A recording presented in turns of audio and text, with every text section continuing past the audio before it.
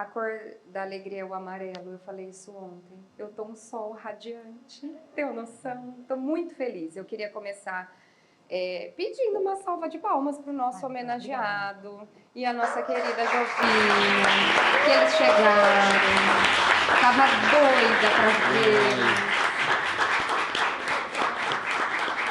Olívio, obrigada desde já, tá? Nós vamos começar o nosso bate-papo agora, das 19h, e eu queria começar agradecendo a cada um, a cada uma, cada um de vocês que está aqui. Muito obrigada, obrigada pela presença, pela confiança, credibilidade no meu trabalho. O Falzinho está na sua 3ª edição, e nós estamos aqui para pensar em infâncias. E o Rodrigo, esse amigo querido que está aqui, eu estou muito feliz, que está aqui com as alunas da Unilago, então ele traz uma preciosidade para cá junto com ele. Falou assim, Carol, você não sabe brincar. Eu falei, Eu fico sempre pensando os projetos com muita antecedência, e aí eu vou decidindo assim, muito calmamente. E uma coisa muito legal acontece. Mesmo depois do projeto amadurecido, as pessoas que têm tudo a ver com ele vão chegando na minha vida. Opa! Eu sabia que não era energia porque o microfone continuou. Meu coração parou só de um lado, do outro continuou batendo. E aí, tendo esse projeto aprovado pelo PROAC para discutir as infâncias, eu conheci a Gabriela Romeu. E daí, gente, quando eu comecei a ouvi-la na minha aula de pós-graduação, eu pensava, não existe um festival sobre infância sem a Gabriela Romeu, não vai ter como, né? Não vai ter como. E as coisas se articulam de uma maneira que elas se arranjam e as pessoas certas vêm parar aqui, dentro do meu coração e nesse espaço, e a gente faz uma troca. Então eu vou apresentá-la com um pouco mais de formalidade, né? Porque eu já tietei. A Gabriela Romeu é escritora, documentarista e jornalista, especializada em produção cultural para a infância, com mais de 20 anos de atuação em projetos que abordam temáticas infantis e desenvolvidos em diferentes plataformas. Durante 20 anos escreveu sobre e para crianças no jornal Folha de São Paulo, onde editou o caderno Folhinha. Produziu reportagens sobre as realidades infantis do Brasil para diversos cadernos e idealizou e coordenou o projeto Mapa do Brincar, Grande Prêmio Ayrton Senna de Jornalismo 2010. Entre 2005 e 2020, atuou como crítica de teatro infantil, escrevendo no Guia da Folha e compondo júri de premiações como o Prêmio FEMSA e a PCA, este último ainda em atividade. Integra diversas comissões de avaliação de produção cultural para a infância, com destaque para a curadoria da programação infantil do Educativo Flip 2018 e a categoria de literatura infantil para o Prêmio Jabuti 2019. É co-roteirista do documentário Disque Quilombo e dirigiu os curtas-metragens documental Meninos e Reis e Quintais do Xingu, e fez a curadoria de mostras para amplo público. A exemplo de Trilhas do Brincar, que rodou 3 unidades Sesc São Paulo. É diretora do projeto Infâncias, que documenta a vida das crianças em diferentes lugares do país, e já publicou séries de reportagens no jornal Folha de São Paulo e exposições multimídia com visitação de amplo público em unidades do Sesc São Paulo. Conosco, Gabriela Romeu. Obrigada, obrigada.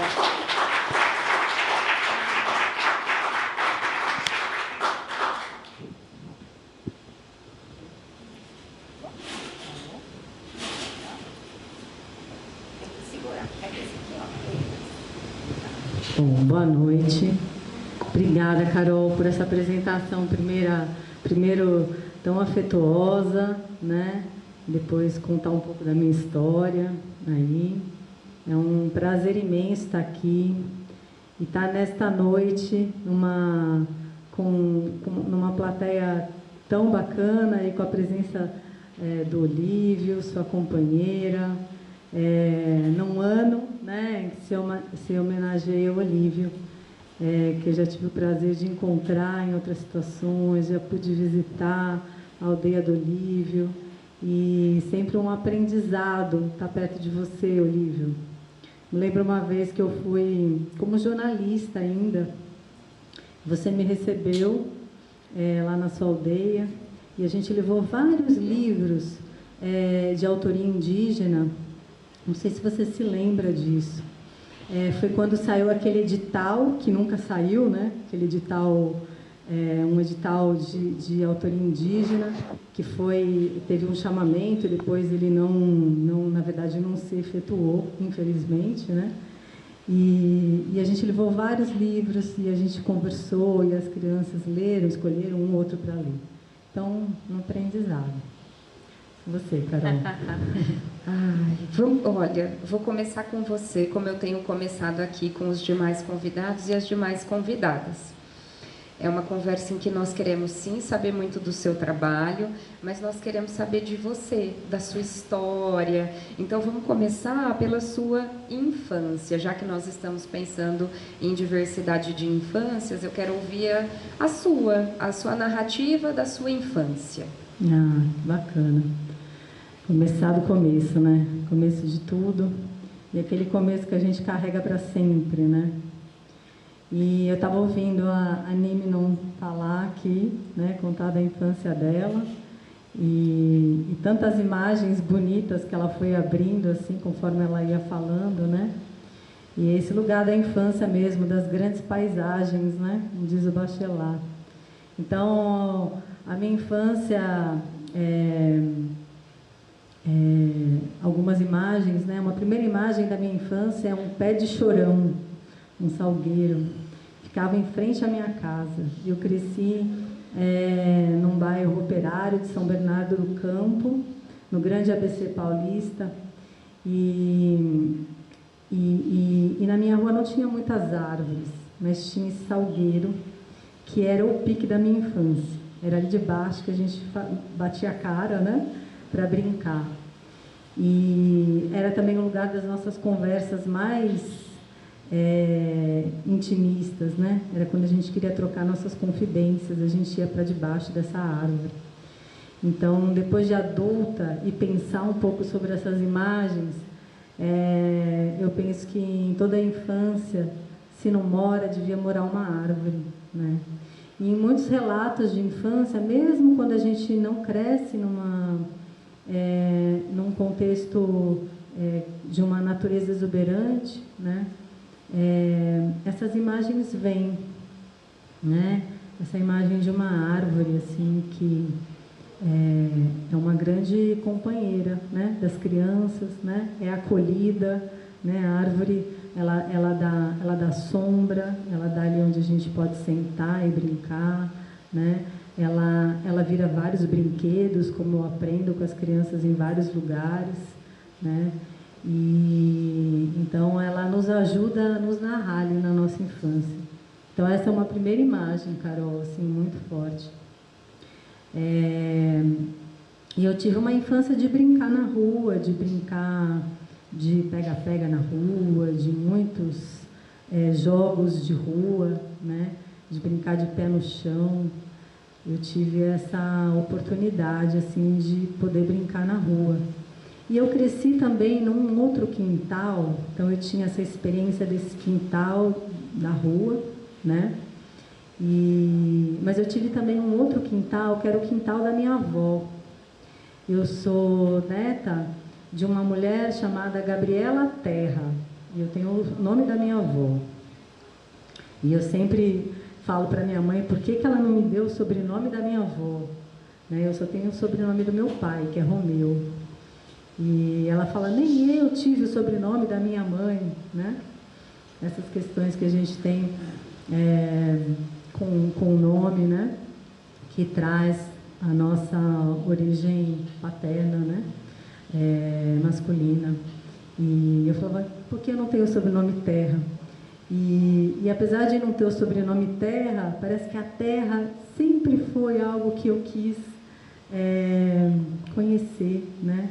De algum modo, a terra e o cheiro da terra era uma coisa que para mim sempre foi presente. Isso eu tive no quintal da minha avó, que era um quintal grande. Então essa mulher, ela teve 16 filhos. A minha mãe é a caçula de 16. Só que 8 sobreviveram, né? A minha avó e meu avô Duca, eles vieram do interior de Minas Gerais, né? Do sertão de Minas Gerais. Meu avô era celeiro e minha avó era apanhadora de lenha. E aí chegou uma hora que eles precisaram migrar, meu avô não enxergava mais, já não tinha mais a visão, estava perdendo a visão, não conseguia mais trabalho como celeiro, né? E eles vieram para São Paulo para tentar a vida de um outro jeito. Então, nesse percurso dele, oito filhos vingaram, sobreviveram, né? Resistiram. Entre eles, 7 mulheres, um homem, meu tio Zezé, e 7 mulheres, todas Maria. Então eu cresci num quintal de 7 mulheres contadoras de histórias. Eu digo 7 porque a minha avó, eu nunca ouvi a voz da minha avó. A minha avó, ela viveu a vida dela em coma, 10 anos em coma, na verdade, não a vida dela. Mas, então, o meu tempo de vida, eu sabia da história da minha avó, das histórias da minha avó, sempre narradas pelas minhas tias e pela minha mãe. Então, era sempre algo, para mim, uma triangulação, né? Para eu saber da minha avó, eu tinha as vozes das minhas tias e da minha mãe. E eram muitas histórias. Então, esse quintal de terra, um cheiro de terra molhada, da minha avó, que tinha um pé de café, e a gente brincava debaixo desse pé de café, né? E olha só, né, quando eu falo, eu não estou falando de várias árvores, não, era um pé de café, né? Era uma árvore. Mas aquilo era tão grande, né? A capacidade, a criança tem uma capacidade plástica, né? De ampliar, né? Então aquilo para mim era tão grande, e é tão marcante assim nas minhas imagens de infância. E nesse quintal a gente cresceu ouvindo histórias. Eu brinco que a minha primeira incursão etnográfica pelas infâncias, né, de sensibilidade etnográfica, vamos dizer assim, foi pelas histórias que elas contavam. Porque elas contavam, sim, histórias que elas ouviam, né? Histórias que misturava o vivido e o imaginário, e muito do que né, de várias histórias ali daquela região, mas as principais histórias, as histórias que a gente mais gostava, eram as histórias do vivido, né? Como tinha sido a infância, o que elas faziam, como que era, todas as coisas que aconteciam, as dificuldades da vida. Então, eram as histórias do viver. Então, quando alguém me pergunta, uma vez me perguntaram, se você fosse levar um objeto para algum lugar, qual você levaria? Eu falei, eu levaria um banquinho, porque era num banquinho, sentada, e às vezes no chão também, era ouvindo histórias. Então, da minha infância, Carol, o que eu trago é esse lugar eu acho que de aprender a escutar, né? Porque a escuta, esse lugar da história, da gente estar aqui, né?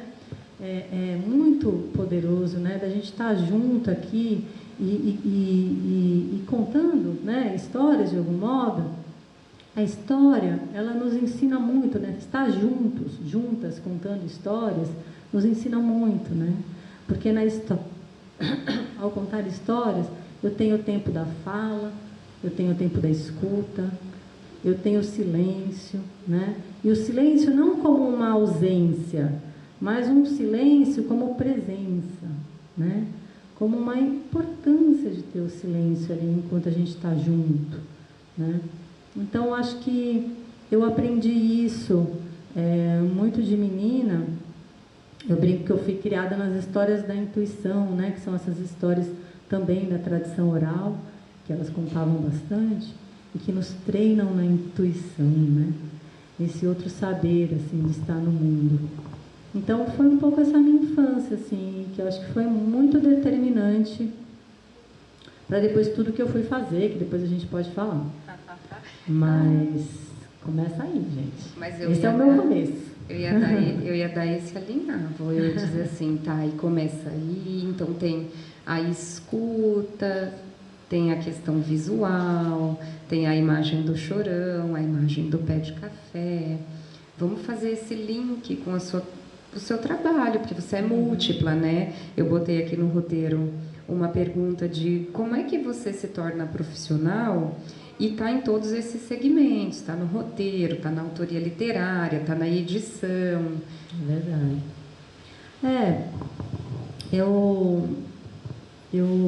Eu acho que fui criada com as histórias, né? As histórias do viver.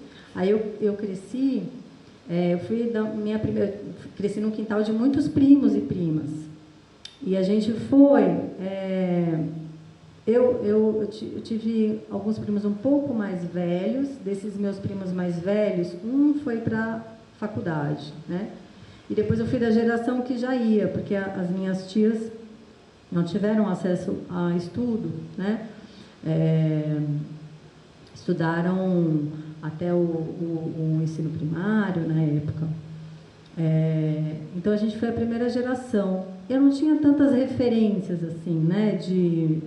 Na minha época, tantas referências de pessoas que estavam na universidade. Eu não tinha ninguém que escrevia perto. Não era uma família, era uma família de gente, tinha muita história, né? E tinha alguns livros, a minha mãe lia, na minha casa a minha mãe lia, e eu sempre penso, quando a gente vê as pesquisas, está me dando um pouco de excesso de tosse, eu quero, do retrato de leitor no Brasil, né? Quanto que uma figura importante, obrigada, eu acho que eu vou pegar essa aqui, ó, primeiro, deixar essa esfriar. Tirar o gelo. A figura da mãe, né? A figura de um educador, de uma educadora, da mãe como uma referência leitora. E minha mãe foi essa figura, né? Uma mulher que não teve acesso à escola, assim, mas muito autodidata em tudo, e aprendeu a ler. Continuou lendo, na verdade, né? E então esse gesto leitor de deitar na cama e abrir um livro, eu me lembro muito disso, né? A minha mãe deitava na cama e abria o livro. Então eu queria ter um livro, né? Eu abria um livro e eu queria abrir esse livro do lado dela. Eu me lembro desse gesto de estar deitada com um livro na mão. Isso foi muito determinante, né? Apesar de eu ser criada com muitas histórias, né? E os livros, eles chegavam, né? Eu lembro, mas não eram tantos livros, não tinha tanto acesso aos livros. Tinha na escola. Eu ia te perguntar se você tem memória de que livros eram esses. Uhum. Então, eu li bastante coleção Vagalume, né? Na escola.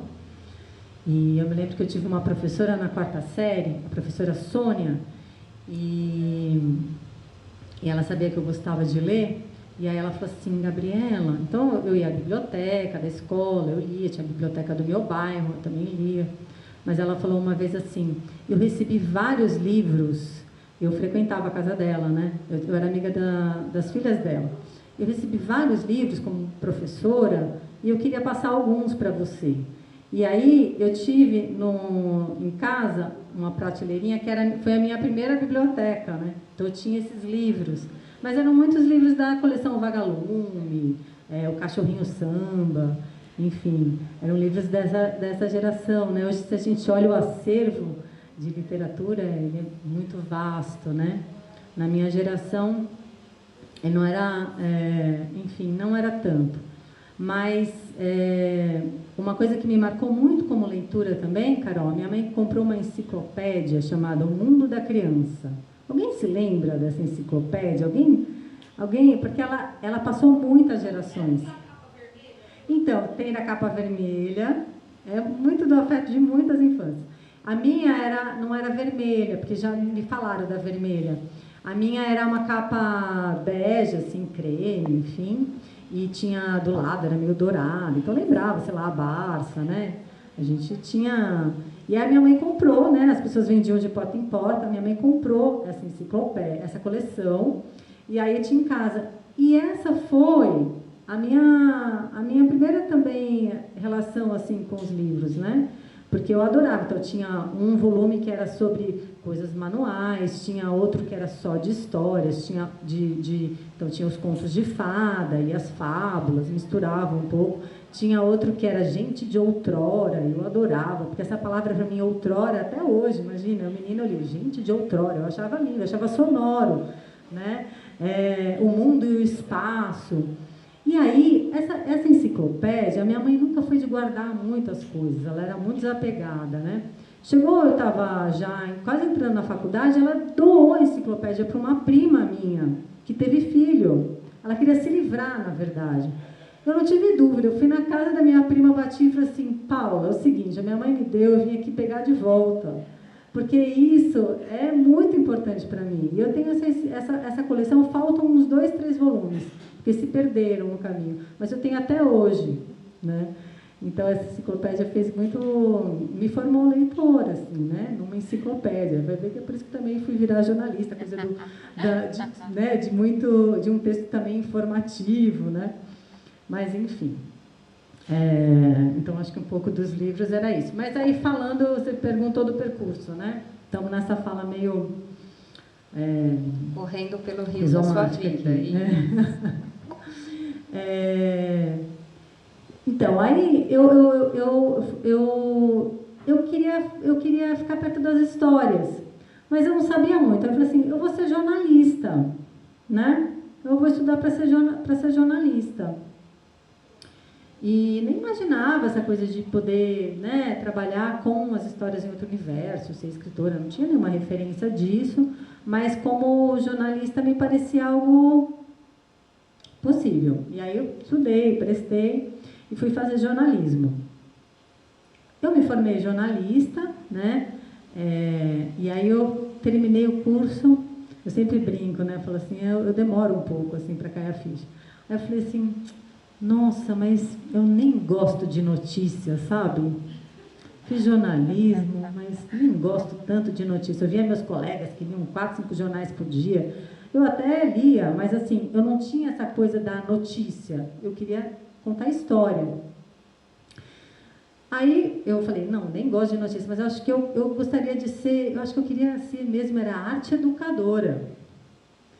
Enfim, não dava, eu precisava trabalhar. E aí eu cheguei no jornal para a infância, né? Porque aí na faculdade eu fiz no meu TCC, um jornal para crianças. Eu falei, eu quero fazer um jornal para crianças. E aí eu descobri, eu falei, bom, eu posso trabalhar como jornalista nesse universo, porque ali eu descobria que eu podia contar história. Eu saí um pouco daquele formato noticioso, mais duro, né? O que se chama de hard news, né? Em que a notícia e o lead, não sei o quê, eu não me encaixava naquilo, achava que aquilo não era para mim. E no jornalismo para a infância, eu podia contar história, né? Eu podia, sim, estar ali dentro, né, dos preceitos do jornalismo, né, ali de todo um cuidado que a informação precisa ter, mas de um outro jeito, né? Então, na verdade, eu fui para o quintal do jornalismo, né? Então, eu dei um jeito de ir para o quintal, mas foi tudo muito intuitivo. Por isso que eu falo que eu fui criada nas histórias da intuição. Porque não era uma coisa que eu eu descobri.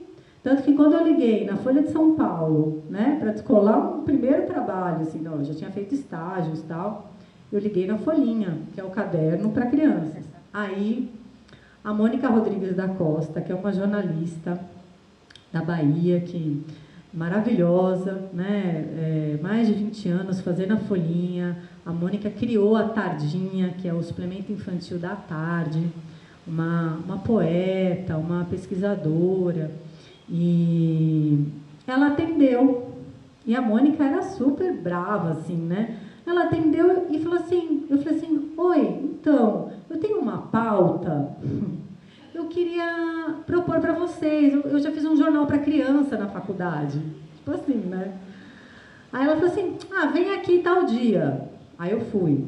Chego no jornal, quem disse que a Mônica estava? Não estava. Ela marcou e nem lembrou, né? Nem lembrou. Mas eu fiquei lá esperando. Eu fiquei esperando. E aí passou um jornalista e falou assim, então, eu estou procurando a Mônica, não sei o que. Ele falou, ela é assim, assim, assim. Eu falei, eu fiquei na catraca do jornal, né? Porque tinha uma empresa que tinha uma catraca para entrar e tal. Eles não deixavam eu subir, porque eu não estava autorizada por ninguém. Aí ela chegou, aí eu falei, deve ser ela, porque ele deu uma descrição muito certeira, assim. A Mônica era muito figura.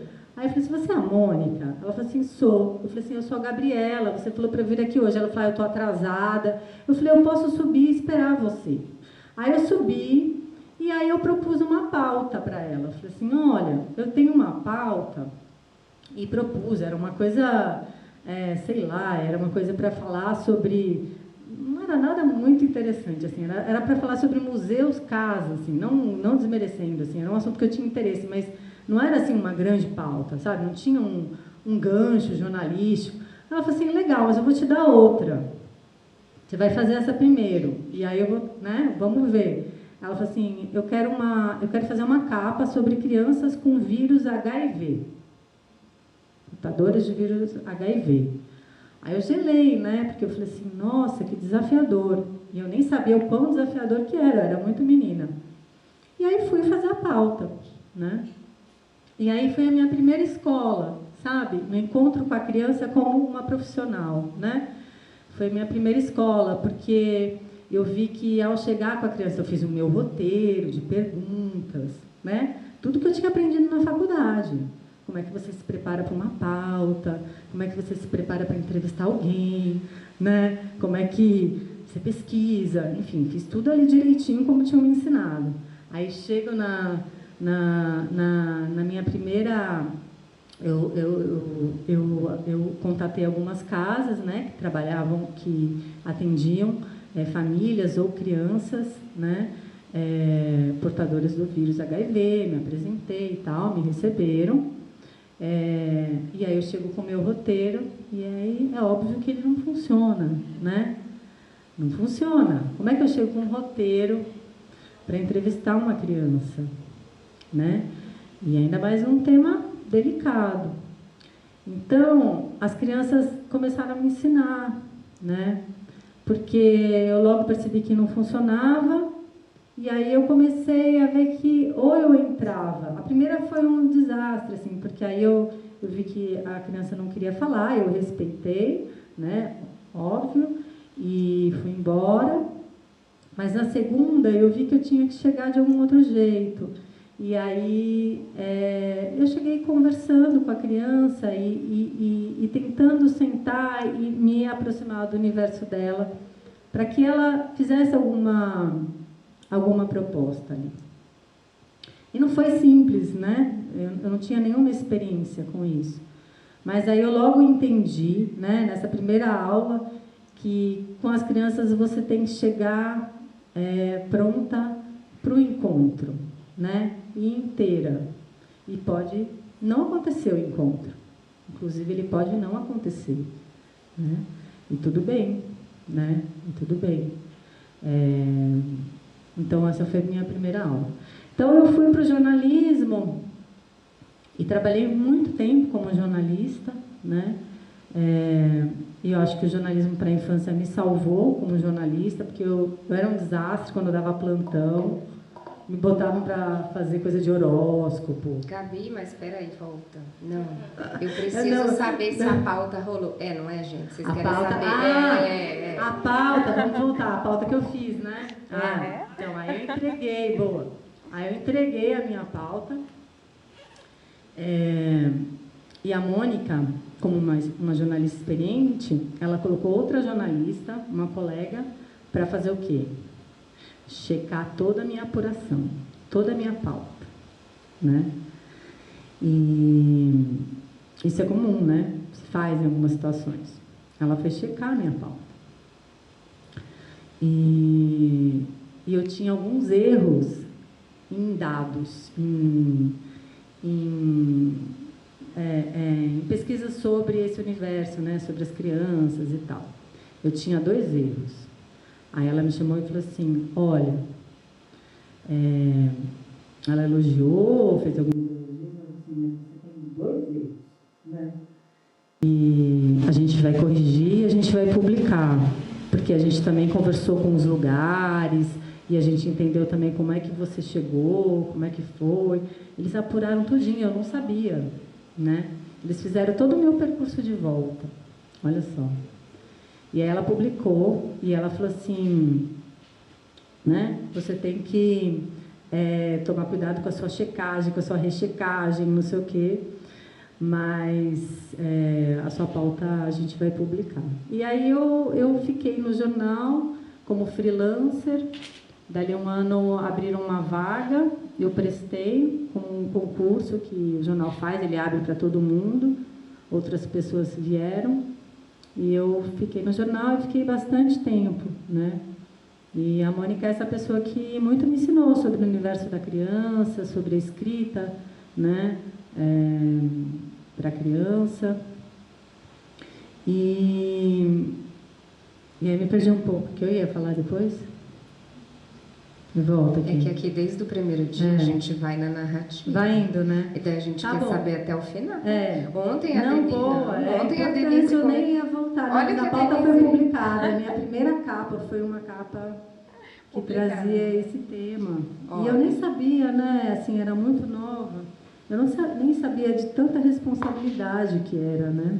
Com certeza. Mas eu vou te dar o gancho de volta, eu estou te acompanhando. Sim. Mas ontem, sabe o que a Denise fez? Sim. Ela fez assim, eu vou contar da minha infância. Então, o meu pai morava com a minha mãe, os meus avós eram separados, e um dia ele decidiu ir embora com meu avô. E aí, e a gente assim... E aí, não voltou? Seu pai voltou? Não voltou? E aí? Aí, nós não aguentamos, eu já sabia. A hora que eu olhei pra cá, eu fiz, todo mundo quer saber da pauta. Todo mundo quer saber da pauta. A gente já vai para outra, né? Não, a capa foi publicada. Eu tenho em casa, encadernado, aquelas encadernações que a gente faz, antigas, né? Eu sou muito analógica mesmo. E eu tenho muitas folhinhas, né? E tá lá, essa primeira folhinha que eu fiz, aí... Em outras folhinhas especiais, eu acho que foi um aprendizado muito grande, tá num jornal que era muito árido, era um lugar muito árido para trabalhar, né? A infância ali era um não lugar, não tinha nenhuma importância ali dentro, trabalhar com jornalismo para a infância. Então era um lugar assim que tinha uma vantagem disso, porque já que ninguém se importava mesmo, a gente fazia tudo que a gente achava que era legal, que era importante fazer, né? Não tinha tanta vigilância, assim, né? Não ligavam, eles não davam a menor importância. E foi ali na folhinha, isso muito inspirado também na Mônica, no tipo de jornalismo que ela fazia, que era trazer as realidades das infâncias, né?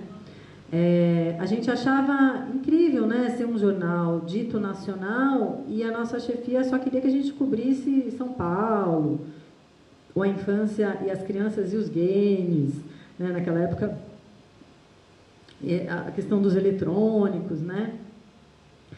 E sempre quando eu chegava com uma pauta, então vamos fazer uma outra coisa, ou as crianças que... Né, as brincadeiras das crianças, ou... Gabriela, a criança não brinca mais. A criança gosta de videogame, né? A criança gosta de ver televisão, né? Então, tinha sempre um adulto dizendo, né, o que era que as crianças faziam. É muito curioso, né? Porque apesar de ter esse... quase um véu, né, que separa a infância e o mundo adulto, né, que assim, pouco se olha, né, apesar de muitos estudos, né, tem muita gente que se debruça sobre isso, mas estou falando no universo, na sociedade como um todo, né, quanto que a infância é pouco olhada, o lugar, esse lugar da infância tem, o adulto tem sempre uma opinião sobre isso, né, o que é ser criança, como é, o que criança gosta, né. Então, isso era muito provocador, Então, por conta disso, em 2009, eu falei, vamos fazer já que a gente é um jornal nacional e a gente tem acesso ao Brasil, né, a falar com o Brasil, né, e a Folhinha chegava a muitas escolas, né, era um caderno que era trabalhado, era material para muitos professores, né, de redes públicas pelo Brasil. A gente tinha muito retorno disso. Vamos convocar, vamos pedir para as crianças contarem suas brincadeiras, né? Porque eu andava pelos lugares, eu criava oportunidade quando não tinha, de ir para outros lugares e conhecer as crianças e reportar, né? Contar um pouco das histórias delas como jornalista. Então, aquilo que eles falavam, né? Aquela ideia que eles traziam sobre o que era ser criança, que era muito perto, né, do que era o filho, do que era uma realidade próxima, o que reflete, sim, né, mas refletia uma infância, né. Eu tinha a oportunidade de circular, de estar em outras realidades, né, de ir para o Complexo da Maré, no Rio, e ouvir as crianças angolanas, que diziam, que ouviam dos pais, que a guerra no Rio era pior que a guerra de Angola, né? Ou de pegar uma carona e ir para o Maranhão, carona mesmo, que eu arrumava carona. O jornal nunca me dava muito dinheiro para viajar, assim, né? E aí eu aprendi a ser mochileira. Então eu pegava carona com paleontólogos que iam para o Maranhão fazer uma pesquisa, né, incrível, e tinha uma verba enorme. Eu falava assim, eu quero fazer uma matéria sobre isso para o Caderno Folhinha, né? Posso ir junto? Aí eles levavam, davam uma carona mesmo, né? E aí eu fazia a matéria sobre as crianças de lá. Contava o que era viver numa ilha no Maranhão. Porque eu achava um absurdo um jornal, né? E eu não estudava nada sobre infância, gente. Eu não estudava, eu era uma jornalista que trabalhava ali num jornal, né? Que apesar de falar sobre infância, não tinha estudo sobre infância. Eu não estudei isso na faculdade. Eu não tive nenhuma formação nesse sentido, né? Eu fui aprendendo, eu fui estudando. Então, eu rodava de verdade, né? E aí eu falava assim, não, mas não é só uma infância, né? São outras e a gente precisa falar delas. E aí, em 2009, eu falei, vamos fazer, e a gente criou uma grande campanha no jornal, né? E convidou as crianças a contarem suas brincadeiras.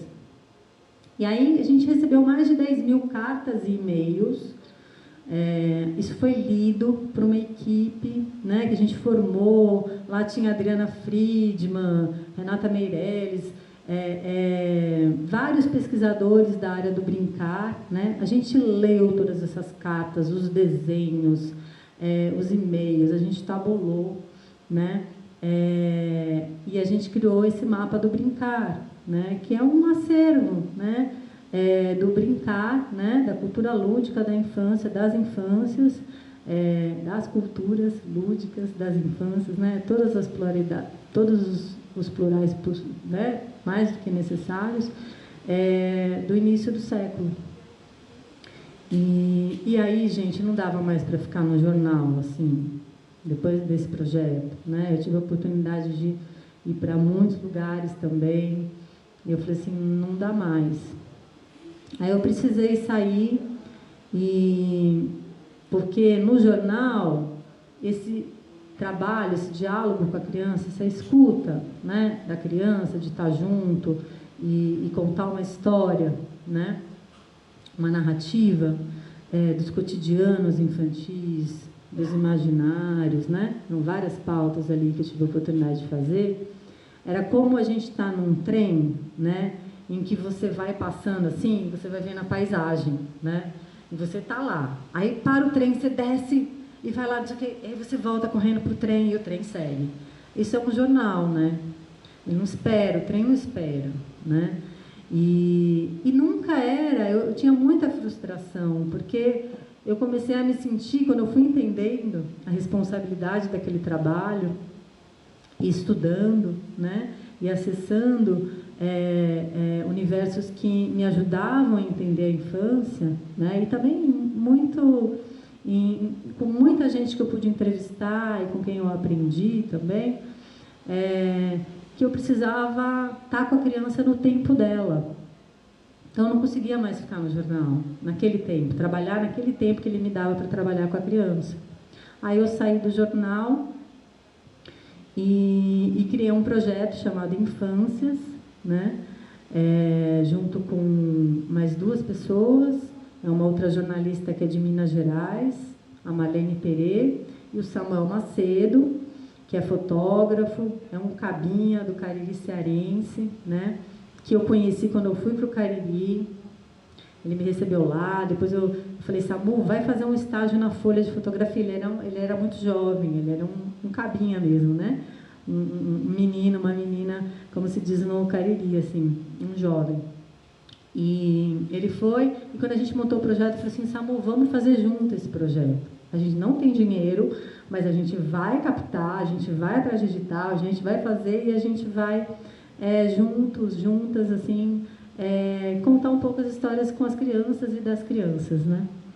E aí, para mim, foi isso, foi muito determinante, assim, de eu poder descer do trem e ficar no tempo, que não era o meu. É óbvio que eu tinha limitações de tempo, né? Tem limitações da vida, de várias questões, mas era um tempo que respeitava o tempo da criança, né? Era no limite, né, que eu sentia que a gente estava respeitando.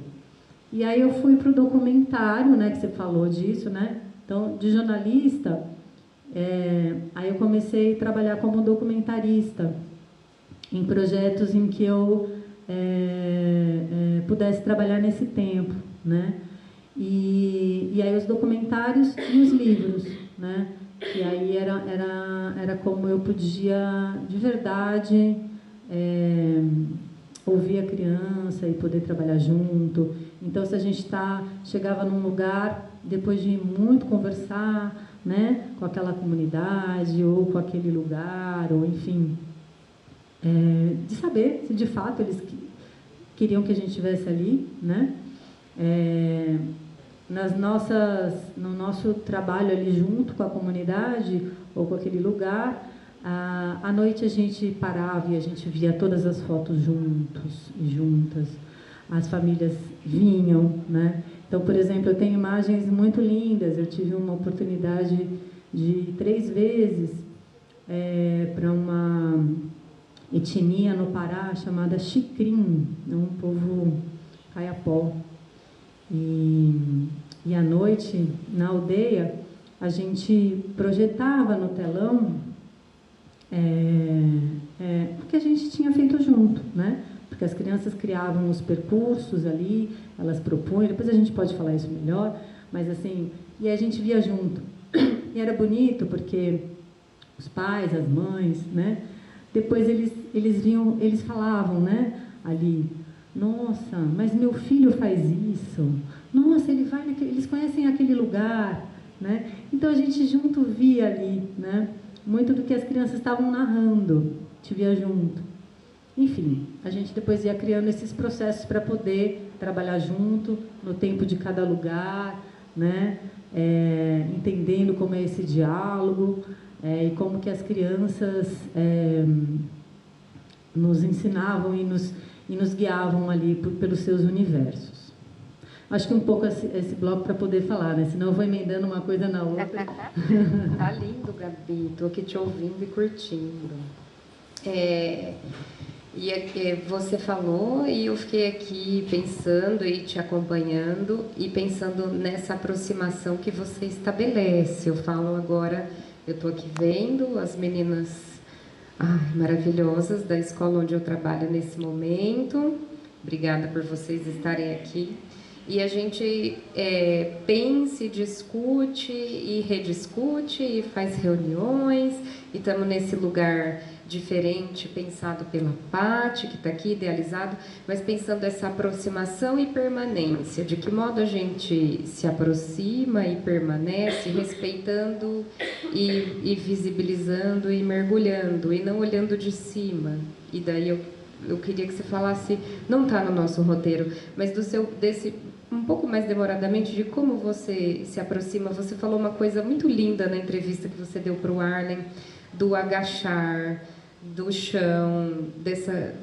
dessa coisa da criança, né?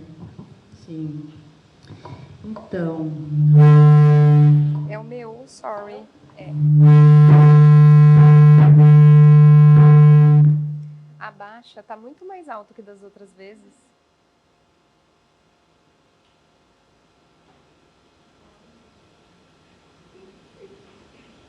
Ai, silêncio.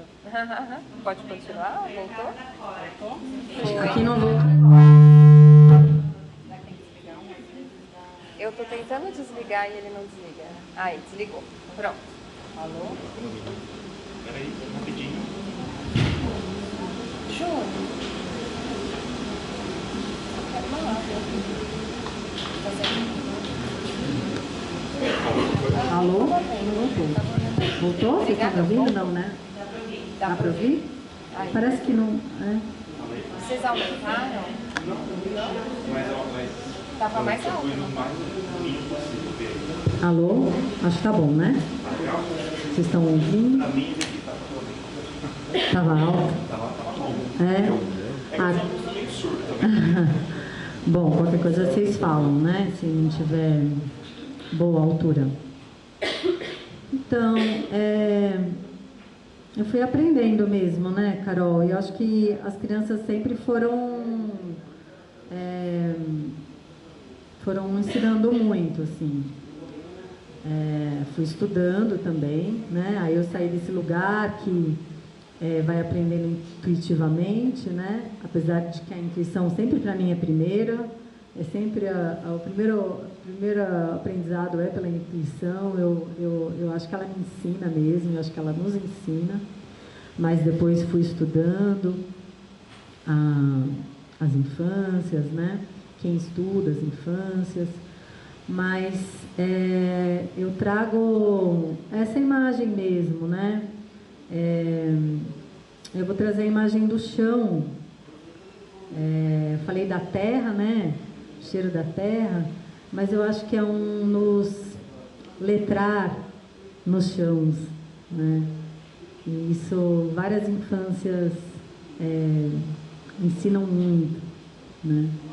Então é um gesto mesmo de se agachar e aprender junto com a criança, né? Nos lugares, a partir desses gestos tão delas, né? Em cada universo. E quando a gente entra num universo, num território, né? Pedindo muita licença, né? Sou uma mulher branca, né? De um outro lugar. Eu trago uma narrativa que tem questões hegemônicas que, por mais que eu cuide, elas estão muito, né, nos subtextos, né? Então é cuidar muito dessa relação, né, desse cuidado. E é um cuidado que passa até por você ter uma cadernetinha em campo, que às vezes é um lugar de poder, né? Essa caderneta, e de você anotar, e de você escrever. Fui aprendendo isso, né? E então chegar nesses lugares e estar perto da criança nos seus gestos. Aprender uma outra língua é como você aprender de novo uma língua, muitas vezes, né? Porque é chegar em universos que são muito diferentes dos seus, né? Então, sim, é como você aprender uma outra língua pela perspectiva da infância, né? Que já é inaugurar uma língua no mundo, né? Que é quando a gente inaugura a língua. Então, eu me lembro muito sempre disso, assim. Então, esses chãos dos Brasis. E aí eu queria ler um texto que eu trouxe, até estava perguntando para a Ananda se ela lia o Délcio Teobaldo, porque eu acho que ele diz muito assim. O Délcio Teobaldo, ele é um multiartista, então ele foi escritor, músico, documentarista, E ele era uma figura assim encantadora, onde ele chegava e falava, era sempre um mundo que se abria para a gente. E o Délcio, ele escreveu um livro que eu deixo aqui para quem quiser ir atrás, conhecer, chamado Pivetinho. Saiu pela Edições SM, que traz esse universo de Pivetinho, de meninos e meninas em situações de rua. É uma escrita muito, muito bonita, assim, um trabalho muito bonito do Délcio. E o Délcio eu tive a oportunidade de conhecer, e uma época eu editava o blog da Companhia das Letras, o blog das letrinhas. E eu convidava algumas pessoas. E eu pedi para o Délcio, eu falei, Délcio, escreve um texto, tinha um espaço ali que era de textos de convidados, livres assim, temas livres. Escreve um texto. E o Délcio não conhecia assim o meu trabalho. Ele me conhecia ali como uma editora de um blog, né? Assim como eu estava conhecendo o Délcio, ele me conhecia ali naquele lugar. Ele não sabia uma pesquisa que eu fazia. E aí ele escreveu um texto que se chama Inventário de Chãos. Eu queria ler esse texto aqui. Eu tenho feito isso em muitos encontros, de ler um pouco, porque é também para a gente se lembrar que a leitura, antes de ser esse silêncio, né, ela nasceu em lugares como esse aqui, em que a gente, né, uma pessoa lia e a gente exercitava muito essa escuta, né? E eu acho que é muito bom a gente se lembrar nesse lugar, né? E o Délcio, eu peço licença para ele para ler esse texto dele. O Délcio se encantou na pandemia e é um artista que deixou coisas muito bonitas. Eu deixo aí para vocês procurarem conhecer. Ele fala assim, ó, texto. Não conheci leitor nem escritor mais disciplinado e atento que meu avô Luiz Sabino, camponês, na infância e na juventude. Depois, operário e artesão, até a morte. Não foi alfabetizado na formalidade do abecedário. Compensava o que seria para os outros uma deficiência inaceitável, ao viver dia a dia com um rigor tenaz e sensível. Para ele, as manhãs, as tardes e as noites deviam ser observadas nas suas variações de luz, nos fazeres das gentes, como páginas e páginas de um livro, viradas com curiosidade e assombro, tão interessantes quanto intermináveis. A emoção dessa leitura nos era transmitida com a mesma potência e ternura, através de expressões, palavras e, sobretudo, gestos. Esta escrita, que, por respeito a ele, vou grifar e não dispor entre aspas, pois era contundente, verdadeira e real, não poderia ser comunicada a nós de outra forma, porque ele não possuía a mínima destreza tátil para manejar ferramentas que não fossem as bigornas, os torqueses e os martelos da profissão de ferreiro. As mãos eram rudes, grossas demais para tocar o papel linho, os dedos polegar e indicador, defeituosos e incapazes demais para manusear o tinteiro, a pena ou o lápis. Ainda assim, li o mundo e o escrevia, a ferro e fogo, nas nossas retinas abertas às fantasias e aos encantos. Aspas. Esqueçam tudo que está em volta, porque agora as minhas palavras serão o chão, o teto e a parede para vocês. Com esta senha, nos dava entrada a um pluriverso que, pasmem, era miudinho, repetitivo até, porque uma vez que criava e fantasiava enredos com pessoas muito íntimas ou próximas a ele ou a nós, suas histórias às vezes eram óbvias. Mas nem por isso elas não nos faziam pairar metros acima do chão, experimentar sensações de abismos, segurar fôlego entre céus e mares, ou nos sentir sem eira nem beira. Ah, não fossem a segurança das suas palavras e aquelas mãos e dedos ressecados, cadenciando, ritmando o tempo. Dezenas de infâncias seriam perdidas. Tudo bem que fosse a mesma história. Sim, criada e recriada durante semanas, mas os enredos se passavam de manhã, quando o galo abre a porteira do dia e as assombrações esticam os pescoços de cerração e se perdem nas nuvens. De tarde, quando quem possuía algum juízo, trate logo de varrer o quintal e tirar o lixo, porque o tinhoso não se põe de pé sobre ele, para que o tinhoso não se ponha de pé sobre ele e se aposse do dono e do terreiro. Ou de noite, quando o galo canta para fechar a porteira do vivido e as assombrações chegam, de mansinho, para se aninhar entre as crianças e se alimentar dos seus risos de festas e também dos choros e pesadelos.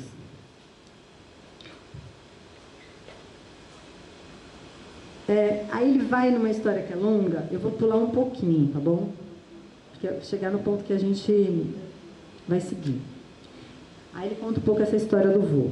Risível ou inocente, mas que de inocente e risível não contém nada. Chamo essas narrativas de inventários. Inventários de chãos. Chãos que não há mais, porque perdemos, ou melhor, nos fizeram perder a percepção deles. Nesses tempos de absurdos, exercitamos pouco a escuta e o olhar. Sentidos vitais para as leituras do mundo. Igualmente, nesses tempos de absurdos, exercitamos pouco a partilha das palavras e dos gestos coletivizados, sentidos vitais para a escrita cotidiana. Nesse contexto, ao ter ignorado a sua força motriz de chamamento, de acolhimento, geradora de impulsos, como as palavras podem nos ser dispostas, como dizia meu avô, sendo chãos líquidos, de terra batida, asfaltados ou de pedrinhas de brilhantes, como requer a fantasia. Tetos de palhoça, de telhas, de nuvens ou do que a imaginação criar. E paredes de pães de ló, quindins ou pastéis de vento, como clamam as liberdades criativas. Lavrar um inventário, judicialmente ou aqui, em se tratando de literatura, pressupõe partilhas. Neste caso, a urgência de que seja feito um inventário dos chãos dos Brasis, sejam os assemelhados aos meus, onde foram forjadas as heranças do meu avô ferreiro e contador de histórias, sejam os maçapés onde palavras pausam o pula-cordas, o pique-esconde, as seis Marias e redimensionam os gestos, sejam os chãos líquidos dos igarapés, onde os pés curumins experimentam a frágil e ameaçada, sustentável leveza de ser. Obrigada pelo mote, Milan Kundera. Seja o asfalto, onde os malabaristas nos sinais vermelhos mantêm os olhos e os gestos aéreos como se naqueles 3 minutos lhe fosse possível, e tirar os pés do chão e ganhar o céu. Experimentar essas sensações nas incursões e contatos revitaliza a palavra confiança, o ato de fiar junto, de tecer enredos com o outro, principalmente quando nos dispomos, como é a alma de quaisquer brincadeiras infantis, ao ganhar e ao perder diários, no tira-bota, deixa o Zé Pereira ficar, no começo e recomeço, virar e revirar páginas, dividir e redividir os dias em 3 vezes 3. Ora, perder para se achar é uma constante em quaisquer campos do conhecimento. Do filósofo alemão Immanuel Kant, que afirmava: quem não sabe o que busca, não identifica o que acha. Passando pelo compositor Paulinho da Viola, que cantou: para se entender, tem que se achar. Chegamos à matriz do saber popular, sustentado desde sempre pelas vozes dos Josés e das Marias, nos chãos diversos e inquietantes desses Brasis afora. Quem procura o que não perdeu, quando acha, não sabe o que é. Obrigada, Délcio Teobaldo, por escrever esse texto tão bonito, né? E que trouxe aqui o avô dele. E eu não sei, esse texto para mim diz tanta coisa, né? tanta coisa, e quando ele fala, né, desses inventários dos chãos dos Brasis, né, para mim é um pouco isso, né? Eu também volto para a minha infância, né? Dessas muitas histórias, né? Que a gente precisa ouvir, né? E eu falo ouvir mais do que contar, porque eu sou só uma narradora, né? Como uma mulher branca que vive na cidade, e eu posso contar a partir de um lugar, né? Então, para fazer esses inventários dos Brasis, a gente precisa de muitos narradores, né? Assim como, mais do que tudo importante, os narradores dos seus próprios territórios. Então, sim, eu faço esse trabalho de trazer histórias de muitas narrativas das infâncias, né? Mas o meu trabalho em diálogo com educadores e educadoras, né? Para mim é muito importante trabalhar a importância de cada lugar se narrar, né? De trazer as suas narrativas. Isso pode virar várias outras, isso pode ganhar muitas materialidades e suportes, né? Mas antes de tudo, né, a gente poder se narrar junto. Então essa ideia dos inventários, né, que eu trago um pouco no meu trabalho e nos livros, né, dos inventários poéticos. Então o Délcio nem conhecia o Terra de Cabinha, eu já tinha lançado quando ele escreveu esse livro. E o Terra de Cabinha, que é um livro que eu faço junto com Samuel Macedo, que é do Caribe cearense, né? Se chama Um Pequeno Inventário da Vida dos Meninos e Meninas do Sertão, né? Então a gente, durante 2 anos, circulou pelo Cariri, visitou, né, diferentes lugares,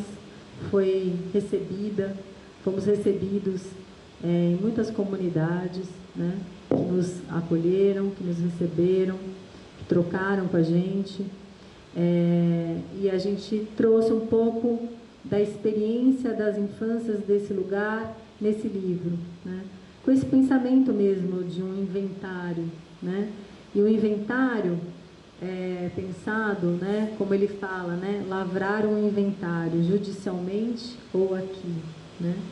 Essa palavra que é usada no campo jurídico, né, que a gente conhece, é usado também no campo do patrimônio cultural, né, os inventários culturais, os inventários que são feitos, né.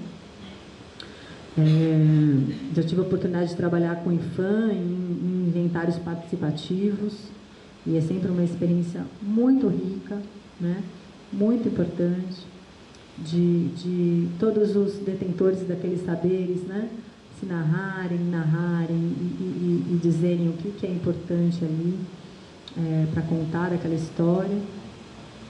E inventários entendidos no campo das artes, que é o que eu faço como experiência, né, como meu ofício ali. Eu trago essa ideia do inventário, né, dialogado no campo das artes. Então, o inventário é entendido como muitos elementos de um universo, né, falando de um jeito muito direto, assim, simples talvez, mas também um inventário como aquilo em que se a palavra inventário traz a palavra invento, né? Isso não quer dizer que um livro como Terra de Cabinha, ele traz coisas que não existem. Tudo é daquele universo do Cariri que eu e o Samuel tivemos oportunidade de conhecer e nos aproximar, né? Tudo existe. Mas a forma... posso falar.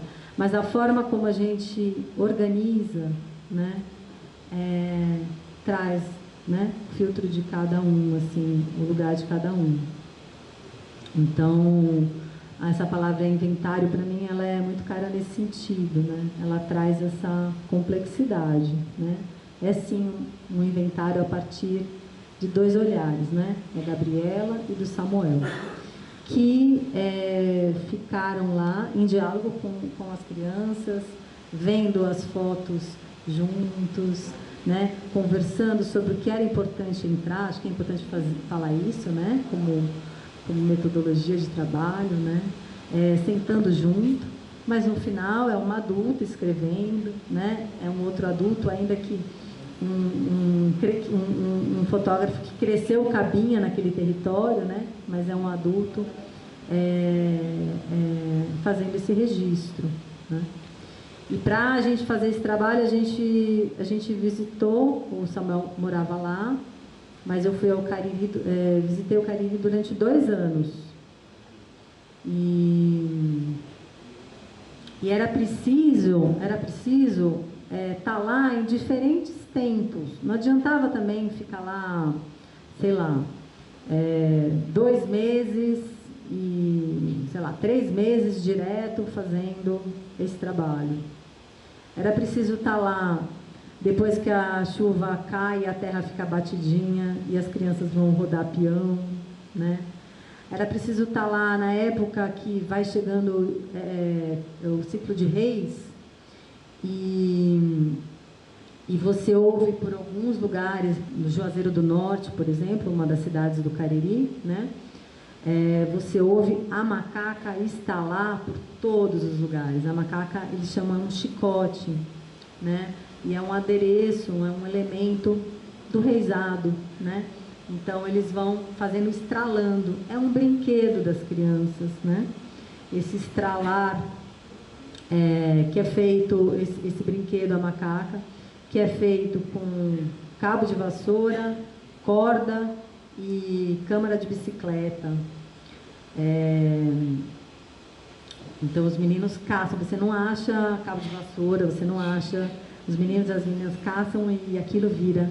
E você vê aquilo, esse brinquedo o tempo inteiro, né, nesse período. Mas você não vê em outra época, né? E não era em nenhum momento a ideia chegar e perguntar sobre uma coisa e pedir para que aquilo seja feito, né? Chegar e poder acompanhar as crianças a partir do que elas estão vivendo ali. Isso sempre para a gente foi importante, né? O que acontecia em algumas situações era quando as pessoas mais velhas, né, adultos, assim, falavam de algo e às vezes eles queriam fazer aquilo. Eles traziam da lembrança. Um carrinho que eu fazia. Aí, eu quero fazer. Aí o carrinho vinha, né? Que é uma outra situação. Mas a gente queria estar perto das coisas acontecendo como elas são, né? Então era preciso respeitar um calendário daquele lugar. Era preciso estar no tempo daquele calendário, assim, perseguir um pouco isso, assim, acompanhar, né? Na verdade, um pouco o calendário, assim, que é, assim, regido pela natureza, pelos tempos da natureza também, pelas festas, né? Muito forte isso. Então a gente precisava ter esse tempo, sabe, Carol? Não dava para fazer de uma vez só, assim. E é essa coisa da pesquisa que a gente nunca acha que acaba, né? Chegou uma hora e a gente falou, vamos agora olhar, né? Vamos olhar e vamos escrever, vamos separar as fotos, vamos pensar como um livro. E muita gente me pergunta, assim, por que muitos dos meus livros têm QR Codes e que trazem vídeo, áudio, tem esses outros elementos, né? E eu gosto de dizer que se a gente aprende a contar história com as crianças, né? E se a criança ela é essa narradora, né? Uma narradora de mundos.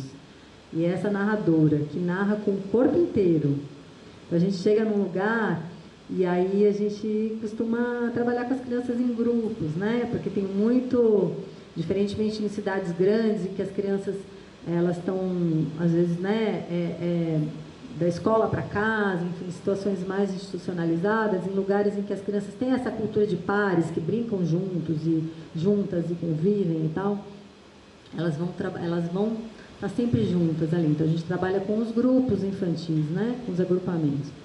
E aí, essa narrativa, ela é muito bonita, né? Porque vai ter aquela criança que ela vai contar e ela vai falar daquele lugar e ela vai falar das coisas e vai apresentar.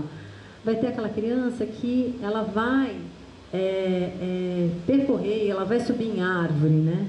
Vai ter aquela outra menina que vai fazer um brinquedo e aquilo vai ser uma grande narrativa, né? Então, essas narrativas, elas são complementares, né? As crianças narram de muitos jeitos, né? Então, para a gente aprender do mundo da criança com a criança, né? A Nanda está aqui, é uma sabedora disso, assim, é preciso aprender nesses muitos gestos dela, nesses muitos jeitos de narrar, né? Porque, às vezes, a criança ela não vai falar, não vai querer conversar muito ou falar muito daquele universo, né? Ou contar muito daquilo, mas ela quer mostrar um brinquedo, ela quer fazer um brinquedo, né? Ela vai te convidar para conhecer a comunidade, ela vai apresentar as árvores do lugar, né? Então, as crianças elas vão narrando de muitos jeitos. E para trazer nos seus quintais, né? Nesse lugar, nesse quintal que é a própria comunidade, que é o quintal no fundo da casa, mas é também a comunidade, é o rio, né? É a mata ali perto, né? E para trazer essa narrativa que as crianças trazem, a gente também precisava trazer várias linguagens, né? Só a palavra não bastava. Só a palavra e a fotografia não bastavam. Só a palavra e o desenho, a ilustração não bastavam, né? Aí o audiovisual e o áudio, o infográfico, né? As cartografias. Era preciso entrar, né?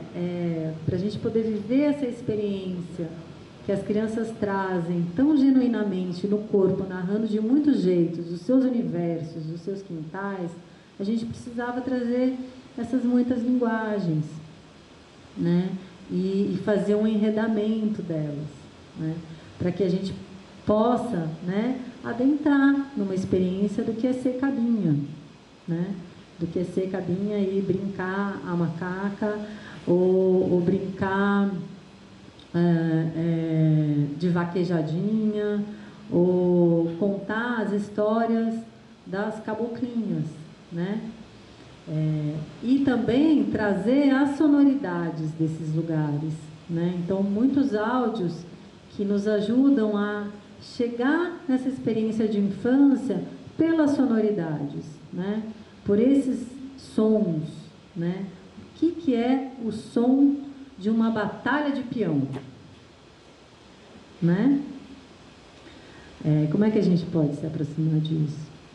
Então, e para mim isso sempre foi importante. Eu acho que eu volto de novo, né, nesse lugar desse quintal em que era narrado, e eu queria tanto conhecer essa infância que elas tinham vivido, que era uma infância de pé na terra, um universo bem rural, né, que eu já não acessei. Eu tive uma infância urbana, né, ainda que um urbano ali meio na transição, né, onde minha avó morava era um pouco isso, né, tinha um pouco ali assim das ruas de terra, mas era já já era um contexto urbano, em processo de urbanização, podemos dizer.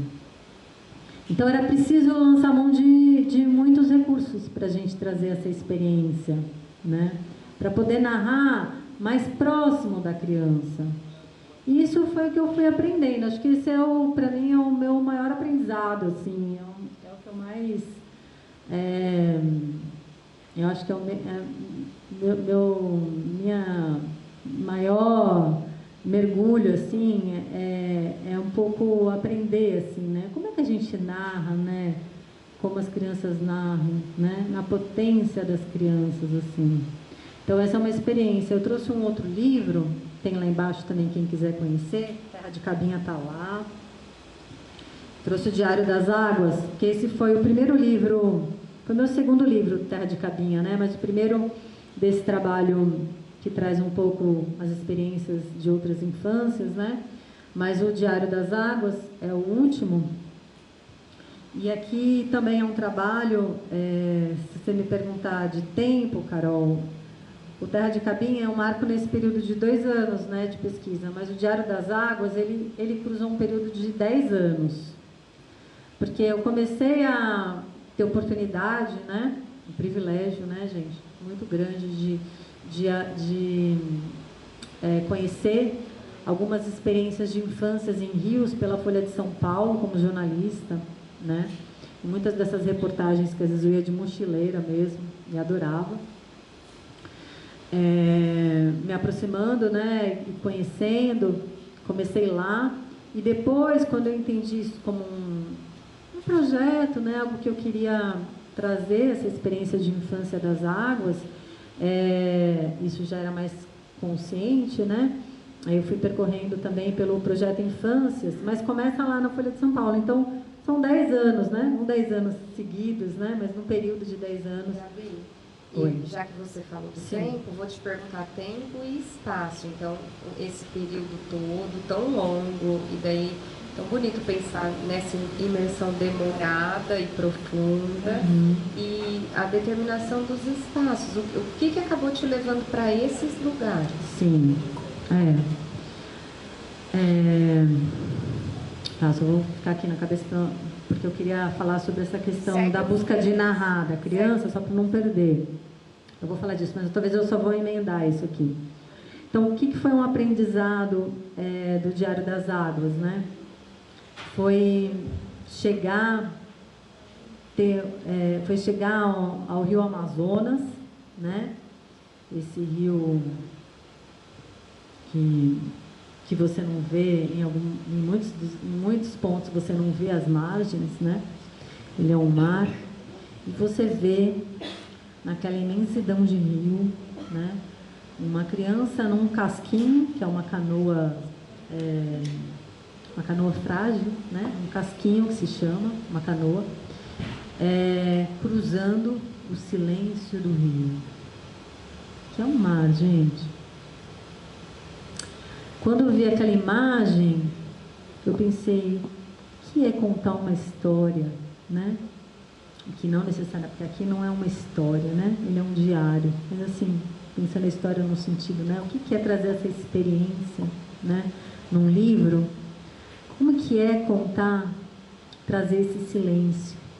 Essa infância que tem paisagens de silêncio, né? Porque o Diário das Águas, ele traz muitos desses lugares, né? Das infâncias em diferentes beiradas de rios, no norte principalmente, mas tem Rio São Francisco, Rio Paraguai, né?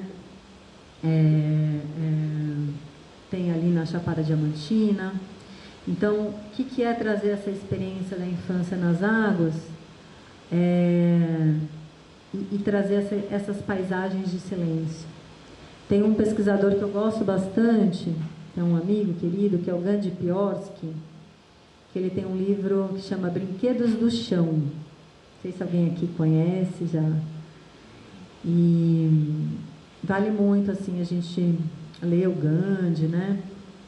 Ele traz, enfim, é um grande pensador aí da infância.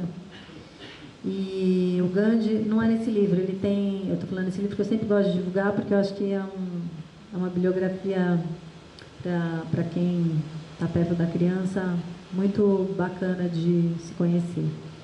Mas ele tem um texto em que ele fala dessas paisagens de silêncio, né? Em que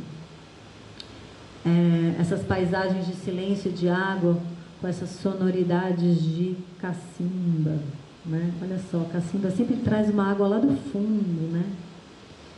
Então, é um convocar a escuta, né? É um convocar a escuta que é algo tão nosso e tão perdido, não é?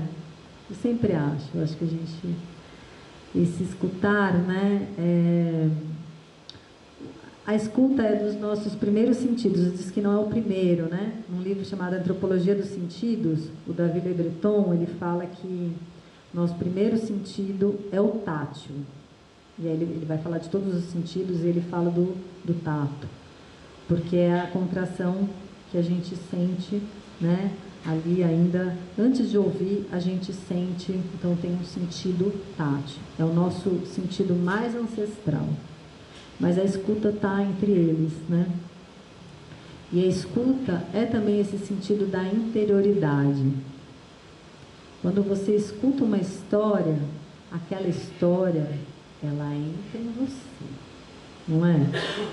Quando a gente vê as coisas, né? A gente tem aquele mundo também chega, mas tem uma coisa de que a gente chega mais no mundo. Mas a escuta tem uma coisa que entra mesmo, que vem. Então, a gente pensar nesse silêncio, né? Falando de escuta, falar do silêncio, o silêncio como presença, né? É fundamental. Então, era para mim um aprendizado dessas infâncias, e eu como uma artista que me considero ponte entre territórios, né? Porque eu acho que eu sou uma artista que eu busco fazer isso, né? E com todo respeito, assim, e cuidando de todas as questões que isso acarreta, né? Pode trazer. Mas é um trabalho que é mesmo de pontes, né? Porque é isso. Então, eu queria trazer essa experiência do silêncio, né? Dessa paisagem. Então, de novo, é um narrar junto com as crianças e aprendendo com elas. Aí você me perguntou a escolha desses lugares, né? A gente, esse trabalho que é feito pelo Infâncias, ele é um trabalho feito, como eu disse, com a Marlene, com o Samuel. E os nossos primeiros percursos, eles foram traçados pelo afeto mesmo. Então, a gente foi para o Cariri, porque era a terra do nosso parceiro, do Samuel Macedo, né? O Samuel, ele fala uma coisa bonita, né? Que ele teve a oportunidade de viver a infância dele uma outra vez, quando ele faz o Terra de Cabinha, né? Porque ele vai de novo subir nas árvores com os meninos, vai correr, e ele é esse menino, né? Ele é assim, ele tem 30 e poucos anos, mas você dá uns 18 para ele. Ninguém fala que você, né? Fala, Samuel, ninguém vai te, dá uns 18 para ele. Ainda hoje, assim, ele é sempre um cabinha. Fala, você é um sempre cabinha. E ele fala, eu tive a oportunidade de reviver, né? A infância. Então, ele tem essa câmera, que eu acho linda, que é uma câmera que vai junto com a criança, né? Ela é um brinquedo, né? Porque a gente pensando na questão do registro, né? E eu falei que um caderninho, uma cadernetinha, ela já é um instrumento de poder no campo, não é? Porque eu que detenho a caneta, eu que anoto, né? Uma câmera, ela pode se colocar ali numa situação, né? Então, eu preciso ter muito cuidado. E eu não estou tirando que ela não é, né? Não posso dizer. Ela é também uma outra ferramenta de poder. Ela é. Ela que detém aquele registro, né? Aquela câmera. Então, como é que a gente faz isso de um jeito, né? Que aquela câmera, ela é respeitosa, né? Ainda que ela faça uma triangulação, há uma triangulação. A câmera, né? Você e a criança. Mas como é que ela entra nesse jogo de um outro jeito? E o Samuel, ele faz isso de um jeito muito bonito, né? Essa câmera, em alguns momentos, ele levava... Como é que chama, gente? Esqueci aquelas câmerazinhas. GoPro, levava a GoPro, e aí as crianças brincavam com a GoPro, né? E aí elas faziam os primeiros registros, iam mostrando pra gente, né? Então, esse chegar nos lugares era muito do afeto, né? E alguns lugares de urgência. A gente ficou um tempo fazendo um registro no Xingu, no Rio Xingu, né? Não no parque, no Médio Xingu, no entorno de Belo Monte. Então a gente pôde trabalhar junto ali com uma instituição em algumas etnias e algumas comunidades tradicionais. E era urgente, né? Era urgente, né? Belo Monte era já uma realidade que se impunha e bastante né, destruidora ali. E, então a gente também em alguns lugares tinha uma urgência, uma convocação, né? A gente foi para Minas porque é a terra das minhas tias, é também a terra da minha parceira, né? Que é uma mulher da zona rural. Então a gente foi, os trajetos eles eram assim, sabe? E a gente queria, sobretudo, estar em lugares em que fazia sentido para as pessoas, né? Essa era a primeira, antes de tudo era isso, né? Fazia algum sentido. Então, os percursos eles iam um pouco, até hoje são feitos assim. Eu também já trabalhei em outros projetos, então eu trabalhei com uma artista chamada Marie-Ange Bourdin, não sei quem conhece a Marie-Ange. A Marie, ela tem um trabalho bonito também, é uma artista visual, e ela tem um projeto chamado Tecendo Saberes. E a Marie, ela me chamou para fazer com ela. Na verdade, ela não podia ir, ela pediu para eu ir, era um projeto que ela tinha. E junto com o povo Roniquim, ali no Acre. E aí a gente pôde fazer junto com as crianças o Manual da Criança Roniquim, em que a gente ficou ali escrevendo mesmo junto com as crianças, né? Criando cartografia juntos, entrevistando a comunidade, ouvindo os avós. Então, algumas situações também teve isso, assim. Foi uma experiência muito bonita, assim, muito especial. Tá com o povo Roniquim, aprendendo com as crianças, né? Todos aqueles cosmos sentidos, né? Adentrar aquele universo e estar junto. Então, um pouco isso, Carol. Acho que sobre os lugares, os tempos, mas às vezes eu vou para um lugar, às vezes para numa imagem, né? E se demora. Se demora. E se eu te disser que a gente já está indo? A gente já está indo. Sabe por quê? Eu vou encerrar um pouquinho antes, para a gente poder tietar. A gente precisa tietar você, tietar o Olívio, tirar foto. Bora. Então eu vou te pedir aqui no... primeiro eu vou combinar com todo mundo que está aqui o seguinte, gente, eu vou fazer a última pergunta para a Gabi.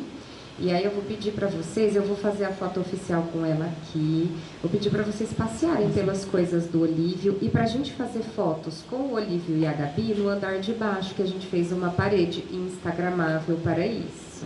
Olha que chiquérrimo. E aí a gente... Tem o artesanato, e eu acho que a gente pode fazer... trouxe um artesanato lindo. Isso, então... Eu vou pedir para... E tudo bem, gente, para vocês? A gente faz assim, até porque aí o pessoal que precisa fechar aqui a biblioteca pode se organizar e a gente não se demora e não atrapalha. Só antes de eu fazer essa última pergunta, que eu adoro, porque a gente faz uma lista de indicações de livros aqui no festival, vou falar para vocês que amanhã o dia estará lindo e eu estou vendo rostos de pessoas que estarão aqui amanhã conosco, tá? Então, amanhã a gente tem a Maria Margós da Caixote para fazer a leitura de fevereiro. Mariana tá aí? A Mariana não chegou ainda. Tá. E a Marta, tô vendo a Ananda. A Ananda fez escreveu o texto, né, da contracapa de fevereiro. É linda, né? Ai, que lindo, maravilhoso. Amanhã tem uma conversa sobre a leitura e os impactos no cérebro. Amanhã tem a leitura de Drew fiz uma oficina bem legal. Amanhã tem um bate-papo sobre diversidade. Cadê o João? O João estava aí. O João esteve aqui hoje também, para a gente falar da representatividade e da diversidade na formação familiar. A Ananda estará e já está aqui conosco, maravilhosa, para falar de educação antirracista, e o Tiago Inhandeva para fazer esse bate-papo final. Então, combinados, a gente encerra aqui. Eu faço a foto oficial com a Gabi, vocês passam ali pelo Olívio e pela Jovina para ver o que eles trouxeram. Descemos a escada e fazemos foto, perguntas e papo ali embaixo, tá bom? Então tá. Gabi, desde a primeira edição do festival, eu peço para quem passa por aqui uma indicação de leitura, assim, nossa, me fale assim, que livro nós não podemos deixar de ler, na sua opinião? Nossa, essa pergunta é difícil, né? Porque a gente, antes de qualquer coisa, é leitor, leitora, né? Então eu sou uma leitora apaixonada, né? Começa nesse gesto que minha mãe ensinou, e aí quando eu descobri a biblioteca da escola, apesar de ser escura, os livros lá meio escondidos, para mim foi um mundo, assim, né? Então, os livros para mim sempre foram uma morada especial mesmo, né? Essa morada simbólica, né? Que na verdade os livros representam, né? Essa morada simbólica para a gente, né? Vão construindo, tecendo a nossa morada simbólica, como diz a Yolanda Reis, né? E aí eu pensei em alguns, tá? Eu acho que eu fiquei pensando porque eu falei, eu vou dizer os contemporâneos, tem tantas mulheres maravilhosas, né? Então, eu acho que eu vou dizer uma autora que eu sempre preciso olhar o nome, porque eu confundo o nome dela com o do Edmilson. É a Djaimila de Almeida Pereira, ou de Pereira de Almeida. Você lembra, Nana? Djaimila. Ela é de Angola. E ela é uma autora que... a gente tem 3 livros dela publicados no Brasil, se não me engano, acho que são os 3 dela, parece que deu mais algum. E eu sugiro fortemente Luanda, Lisboa, Paraíso. É um livro lindo, dessa escritora de uma força poética e que fala sobre esse lugar do deslocamento, do desterro, né? E de identidade, assim. É lindo esse livro, gente. E dela tem também a visão das plantas, mas não está contando, tá? Eu estou valendo um. É que eu só quero dizer porque esse é outro livro lindo dela. Não é? Eu acho ela maravilhosa e ela é uma escritora que, para mim, assim, ela está sempre perto.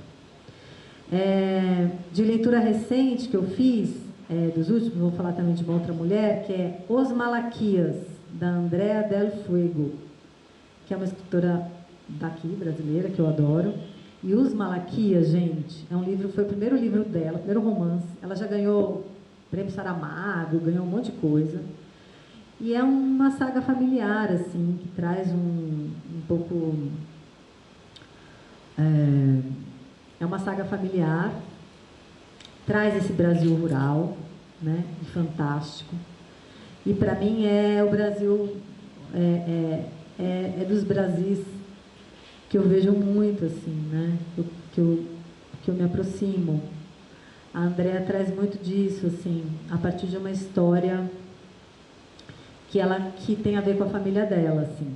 Então, Os Malaquias é um livro muito lindo para a gente se ver nos Brasis. E eu acho que um outro livro que eu não sei se eu vou conseguir, eu acho que vou ter que falar mais 2. Um outro livro que assim, com certeza que a maioria conhece, mas eu quero destacar porque eu acho que a leitura obrigatória é Torturado, né? Do Itamar Vieira, e acho que é uma etnografia literária que o Itamar faz. Ele faz uma etnografia com a mais incrível qualidade literária. né? Porque ele é um autor que vai a campo, né? Ele parte de um trabalho de campo, então é potente. E eu não posso deixar de dizer um livro que para mim é importante, que é Campo Geral, de Guimarães Rosa. E Miguelin, acho que é um dos personagens, apesar das meninas que ele escreveu depois serem até mais interessantes, vale vocês irem atrás dos contos que trazem as meninas, né? Mas Miguelin, para mim, é sempre uma leitura assim muito especial, como aquele menino nos ensina, assim, sabe? A ver o mundo com uma lupa, assim, né? Porque é isso que a arte faz. A arte, né? Ela nos ensina a ver melhor, né? Então, ler é um jeito da gente ver melhor o mundo e se ver e ver o outro, né? E Miguelin faz isso com a gente. Ele dá uma lupa e fala assim, ó, o mundo tem outros jeitos de ver, né? E as crianças ensinam isso. Então, acho que Miguelin é uma obra emblemática, Campo Geral, na verdade, né? Que é o nome da novela. É emblemática porque traz esse personagem que é muito especial. É isso. Acho que ficar aqui a gente vai ficar falando, né? Eu adoro.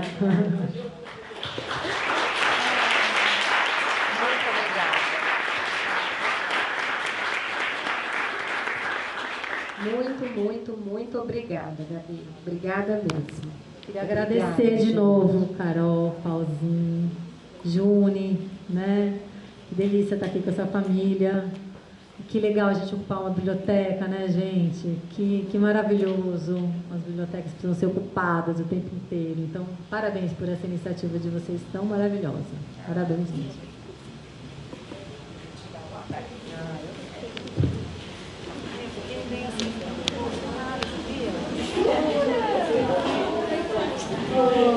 Tomara que eu fui assim, emocionada, assim, vi umas imagens, isso tudo.